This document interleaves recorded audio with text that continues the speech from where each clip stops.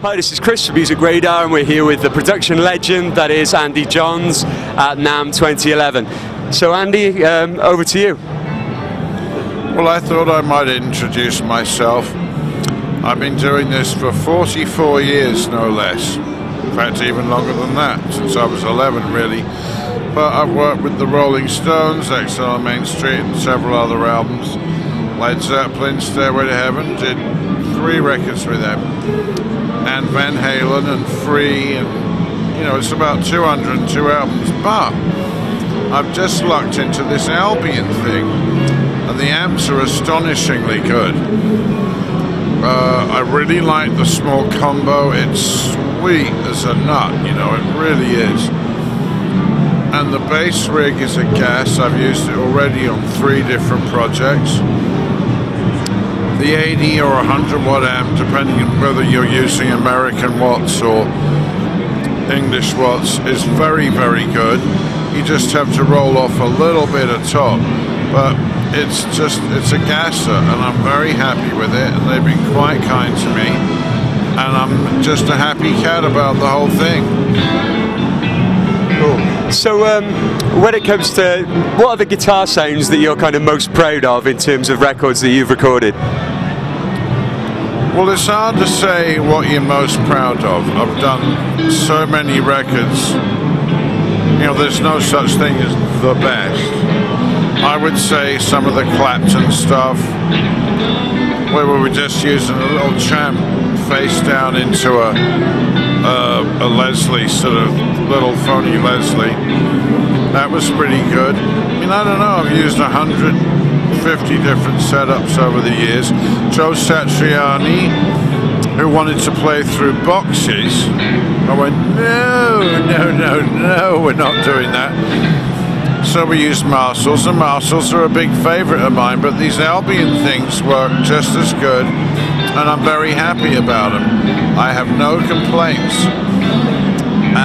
It's just a little tough to keep up with. You know, there are so many manufacturers now. It really is kind of difficult to figure out everything that's out there. But I've been lucky enough to luck into Albion, and I've been using the stuff constantly since I got the stuff. What is it now, 3 months or something? Best guitar sounds, well, this isn't Albion. We're talking about da-da-da-da-da-da-da-da Rocksoft, which is a Fender, the Telecaster through a Fender. And, you know, Keith sort of fell asleep at about 3 or 4 in the morning, and I drove all the way back to my Bijou on the Mediterranean, no less, just outside of Monte Carlo. The phone's ringing, and I thought I'd escaped. Oi, where are you? I said, you nodded off, man. You went to sleep. Well, get back here, I've got this other idea. So fortunately, it was like I guess a 40-minute drive or something. And I got back there, and he did the other Telecaster through a Fender. No, that was an Ampeg, sorry, it was an Ampeg. And the double track Magic with the 2 rhythms counterpointing was very good, and I'm still very proud of that. Yeah, it's a great song. Obviously, some of the stuff I did with Pagey, I'm proud of, but it was much simpler back in those days. Yeah. I don't know why we take so long to make records now. It takes 4 to 5 bloody months or something.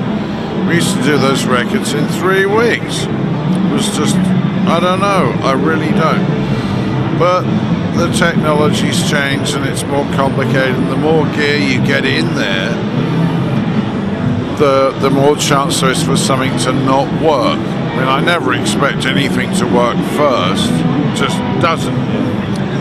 But this stuff, and I want one of the combos because they are so sweet. I was working with this mate of mine that does the trailers for Lord of the Rings and all kinds of big deal movies, Chris Fields. And he had one of the combos, and I was ditzing around with it the other day with a Telecaster, and it was so sweet. I went, gotta have one. They better give me one of those. I ain't spending any money. I'm too cheap of a SOB, so I better get one of those today. But the bass rig is a gas. I really like the bass rig. I've been getting great results out of that. And also, it's funny, when I read Jeff Emmerich's book about the Beatles, you know, and I turned the Beatles down. Paul wanted me to go work for them, and I went, well, it's Thursday, can I call you on Monday? So I turned them down. It was too bizarre. But what they would do at the end of the night with Jeff Emmerich was do the bass last, so you can play around the vocal lines and everything, and move the mic way back. And this bass rig that Albion makes with the 15 and the 410s and the horn, I just bang the mic like about here to there, and there's no phase problems when you put the mic that far back, and it sounds just fabulous. So, given the people that you've worked with and obviously the interesting characters over the years, and people like Keith Richards, etc., what, having worked with them, what advice would you give to sort of aspiring guitar players who are going into the studio in terms of their approach when it comes to getting sounds? What's kind of the top sort of tip from your perspective? Well, it's hard to give advice, I must admit, but I do know this. Either you know it or you don't. There's also this, when I've learned to read through, when I first started just engineering, I started producing when I was 19, and I hit a record with Blobbing Pig, but then producing, but I didn't feel that I was quite ready, but anyway, that's bullshit.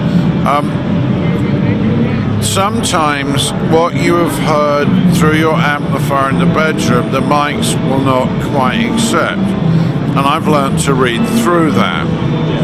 I've learned to read through that, so I psychosomatically hear what it's going to be like in the control room.